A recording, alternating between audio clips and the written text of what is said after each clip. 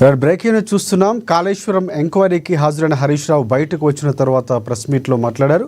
Commission అడిగిన అన్ని ప్రశ్నలకు సమాధానం ఎవిడెన్స్తో సహా ఇచ్చినట్లు ఆయన వెల్లడించారు. తుమ్మిడిహట్టి నుంచి మేడిగడ్డకి మార్చడంపై చాలాసేపు డిస్కషన్ జరిగిందని మీడియాకు వెల్లడించారు హరీష్ రావు. ఇక కమిషన్ ముందు హాజరయ్యాక రాజకీయాలు మాట్లాడడం మంచిది కాదు అని మీడియాతో మాట్లాడుతూ అన్నారు ఆయన.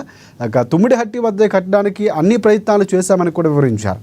ఆనాడే అప్పటి మహారాష్ట్ర కాంగ్రెస్ మంత్రిని కోరామని, కానీ 7 ఏళ్లుగా ఒప్పుకోలేదు, ధర్నాలకు జరుగుతున్నాయని కూడా మహారాష్ట్ర కాంగ్రెస్ పార్టీ చెప్పారు. అక్కడ స్వయంగా ముఖ్యమంత్రి అప్పుడుగా ఉన్న కేసీఆర్ వెళ్ళి కలిసినా కూడా అనుమతులు ఇవ్వకపోవడంతోనే ఇక్కడ ప్రాజెక్టును మార్పు చేయాల్సి వచ్చిందని కూడా మీడియా సమావేశంలో వివరించారు. ఇదే ప్రశ్నలో చాలా సందర్భాల్లో అక్కడ అడిగారు. అధికారులకి స్పష్టమైనటువంటి సమాధానం చెప్పినట్లు కూడా హరీష్ రావు మీడియా ముందు చెప్పారు. నివేదిక మేరకు, సెంట్రల్ వాటర్ కమిషన్ సూచనల మేరకు మహారాష్ట్ర ఒప్పుకోకపోవడం వల్ల మన ఇంజనీర్ల రికమెండేషన్ మేరకు ఆనాడు రాష్ట్ర ప్రభుత్వం నీళ్లు లేని చోట నుంచి నీళ్లున్న చోటకు మేడిగడ్డ ప్రాజెక్టుకు రూపకల్పన చేశాం.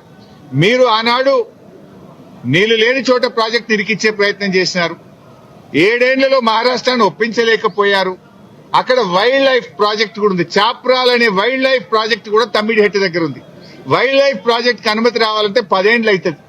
మరి పోరాటాల నుంచి నీళ్ల కోసం ఉద్యమించిన తెలంగాణ ప్రభుత్వం నీళ్ల కోసం మేము వ్యాప్కోస్ యొక్క ఆలోచన మేరకు, సూచనల మేరకు నీళ్లు లేని చోట మీరు ప్రాజెక్టు ప్రతిపాదిస్తే నీళ్లు ఉన్న చోటికి మార్చడం జరిగింది.